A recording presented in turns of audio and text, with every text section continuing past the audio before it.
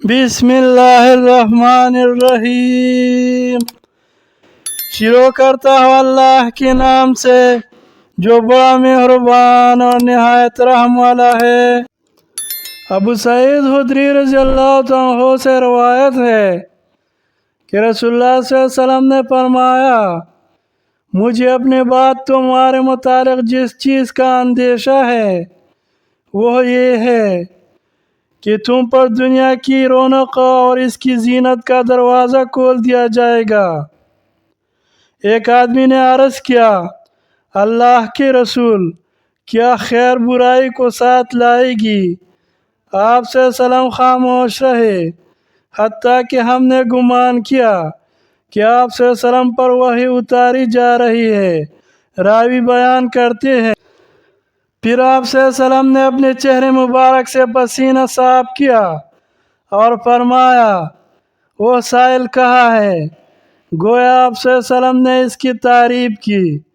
آپ صلی اللہ علیہ وسلم نے فرمایا، خیر شر کو ساتھ نہیں لائے گی۔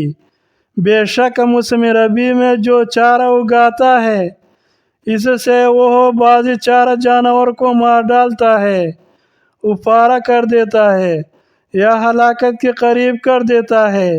البتہ سبز گھاس کھانے والا جانور کھاتا ہے، حتیٰ کہ اس کی کوکھ نکل آتی ہے۔ وہ سورج کی طرف رخ کر کے جگالی کرتا ہے، گوبر کرتا ہے اور پیشاب کرتا ہے، اور وہ دوبارہ چرنے چلا جاتا ہے اور دوبارہ سبز گھاس کھاتا ہے۔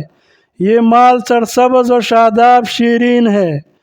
جس نے اسے اپنی ضرورت کے مطابق لیا اور اسے اس کے حق کے مطابق خرچ کیا تو وہ بہترین مددگار ہے، اور جس نے اسے اپنی ضرورت کے بغیر حاصل کیا تو وہ اس شخص کی طرح ہے جو کھاتا ہے لیکن سیر نہیں ہوتا، اور وہ مال روز قیامت اس کے خلاف گواہی دے گا۔ معزز ناظرین کرام، اگر آپ روزانہ حدیث مبارکہ دیکھنا اور سننا چاہتے ہیں تو ویڈیو کو لائک کریں، چینل کو سبسکرائب کریں تاکہ روزانہ آپ کو حدیث کا نوٹیفیکیشن مل سکے۔ شکریہ۔